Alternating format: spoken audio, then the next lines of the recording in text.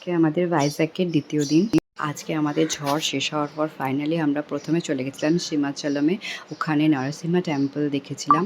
তারপর নরসিংহা টেম্পল থেকে আমরা চলে গেছিলাম আরকে বিচ। আরকে বিচ দেখে তারপর আমরা চলে গেছিলাম ইয়ারাডা বিচের দিকে। অ্যান্ড ফাইনালি আমরা ইয়ারাডা বিচকে দেখে তারপর আমরা ঋষিকোন্ডা বিচের দিকে যাচ্ছি। ঋষিকোন্ডা বিচে যাওয়ার সময় আমাদের রামকৃষ্ণ বিচের ওপর দিয়ে যেতে হয়েছিল। আসলে পুরো ভাইজ্যাক শহরটাই সমুদ্র শুরু হয়ে যাচ্ছে, আর এখানে তাই জন্য প্রচুর সি বিচ রয়েছে।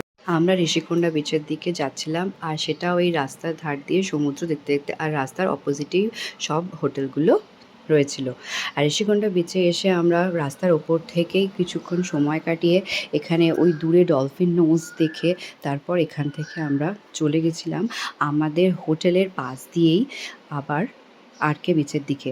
এই যে আমাদের হোটেলের অপোজিট সাইডেও সমুদ্র, সি বিচ। ভাইজ্যাক সিটিটা আসলে পুরোটাই সমুদ্রের ধারে। তো আমরা আমাদের রিসর্টের পাশ দিয়ে যেতে গেলাম ঋষিকোন্ডা বিচের দিকে। যেতে গিয়ে আমরা চলে গেছিলাম প্রথমে আরকে বিচে। আরকে বিচের ধারে কিছুটা এরকম নারকোল গাছ দিয়ে সাজানো, খুব সুন্দর লাগলো জায়গাটা। এখানে তাই একটু গোয়া গোয়া ভাইব লাগছিল, তাই জন্য আমরা কিছু ফটোশ্যুট এখানে করে নিলাম। আর কিছুক্ষণ এখানে সময় কাটিয়ে তারপর আমরা সাবমেরিন দেখতে গেছিলাম। সাবমেরিনের ফটোটা আমার এখানে দেওয়া হয়নি।